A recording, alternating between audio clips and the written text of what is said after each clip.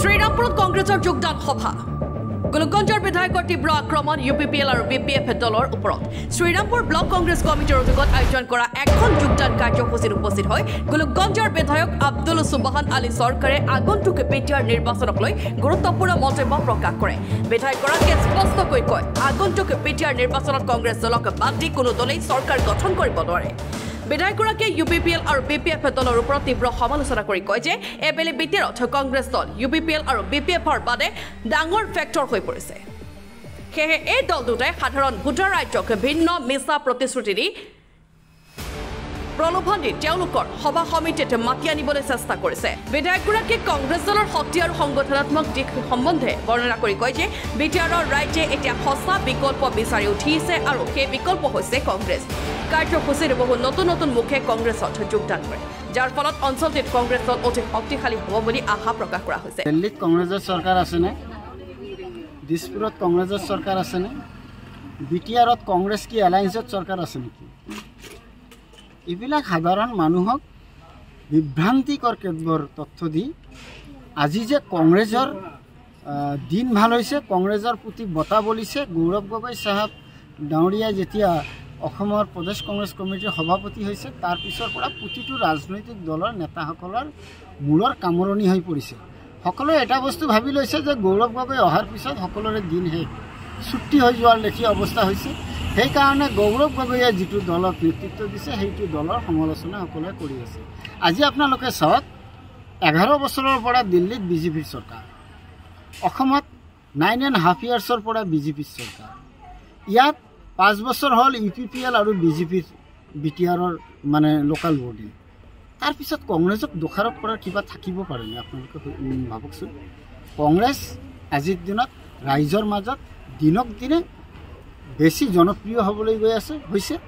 সাংগঠনিকভাৱে কংগ্ৰেছ শক্তিশালী হৈছে আৰু প্ৰতিটো ৰাজনৈতিক দলৰ পৰা আজিৰ দিনত BPF কওক, BJP কওক, UPPL কওক, AGP কওক, AUDF দল কওক, প্ৰতিটো দলৰ পৰা সেইবিলাক দলৰ মানে ভাল ভাল কৰ্মকৰ্তা কংগ্ৰেছ দলত যোগদান কৰি আছে। তাৰ কাৰণে আজিৰ দিনত কংগ্ৰেছ আৰু গৌৰৱ গগৈ প্ৰতিটো মানে দলৰ মূৰৰ কামৰণি হৈ পৰিছে। আজিলৈকে এইটো লৈ থিৰাং একো সিদ্ধান্ত লোৱা নাই। ইয়াত 40খন আছে চিট, আমি 40খনতো খেলিব পাৰোঁ আৰু ৰাজনৈতিকভাৱে ৰণকৌশল আমি নিৰ্ধাৰণ কৰোঁতে যদি আমি ক'ৰবাত 2-এখন নেখেলোঁ, এনেকৈ এৰিও দিব পাৰোঁ। কিন্তু এতিয়ালৈকে এইটো আমাৰ ৰণকৌশলৰ আভ্যন্তৰীণ বিষয় হৈ আছে। আমি সময় আহিলে সেইখিনি আপোনালোকৰ ইলেক্ট্ৰনিক মিডিয়া, প্ৰিণ্ট মিডিয়াৰ সন্মুখত আমি তথ্যখিনি তুলি ধৰিম। আমি সদ্যহতে 40খন চিটতে সাংগঠনিকভাৱে দলৰ তৃণমূল পৰ্যায়ক আমি শক্তিশালী কৰাৰ কাৰণে আমি কাম কৰি আছোঁ। তাৰ অংশ বিশেষ আজি শ্ৰীৰামপুৰ ব্লক কংগ্ৰেছ কমিটিৰ আমাৰ সন্মানীয় সভানেত্ৰী হেলেন মুৰ্মু ডাঙৰীয়ানীৰ নেতৃত্বত আজি সভা হ'ল।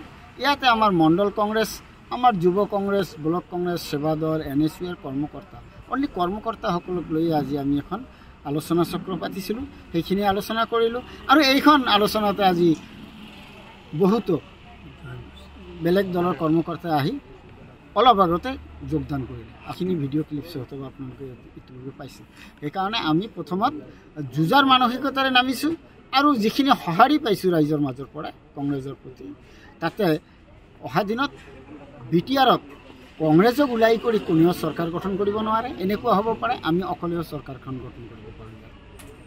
মই এটা কথা আপোনাক মানে তথ্য সহকাৰে দিব বিচাৰিছোঁ। আজি এই বিটিআৰখনত ইয়াৰ আগত যেতিয়া হাগ্ৰামা মহিলেৰীয়ে বিটিআৰৰ চিফ আছিলে, তেতিয়া কাৰ সমৰ্থনত আছিল? কাৰ সমৰ্থন লৈ ইয়াত চৰকাৰ গঠন কৰিছিল? কোনে এই BTCখন দিলে? BTC ৰাইজে এইবিলাক বুজি পাইছে। কোনে কেতিয়া ৰিয়েক্ট কেতিয়া কৰে? মোক যদি কোনোবাই ক্ষতিয়ে কৰিব নোৱাৰে, সেইজন মানুহৰ নাম মই কেতিয়াবা মানুহৰ সন্মুখত ল'মনে? তাক লৈ মই আলোচনা কৰিমনে? আমি এতিয়া কংগ্ৰেছ বিটিআৰত এটা ডাঙৰ জবৰদস্ত ফেক্টৰ হয়। তাৰ কাৰণে আমাৰ নাম, আমাৰ দলৰ নাম, আমাৰ কৰ্মকৰ্তাক সমালোচনা কৰাৰ কাৰণে BPF আৰু UPPL বাধ্য হৈছে। Bureau' report, N24 Assam.